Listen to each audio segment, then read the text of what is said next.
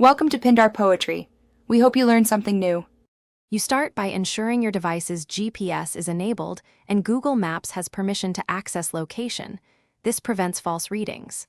Next, open the Google Maps app or the website. You need the live map visible. If you intend to save or sync the changed location, sign into your Google account now.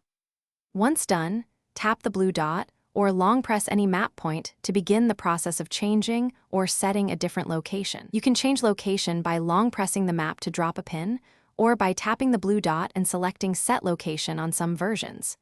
If you need precision, type an address or coordinates in the search bar and then choose the matching result. For fine adjustment, drag the pin until it lines up with the exact spot, or use the Move Map to place pin here option.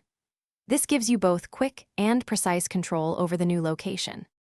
You finish by saving the location to a list or labeling it so you can find it later.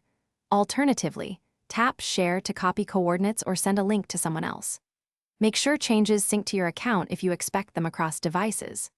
If the pin won't stay put or readings look wrong, toggle GPS off and on, clear the map's cache, or switch to high accuracy mode in location settings.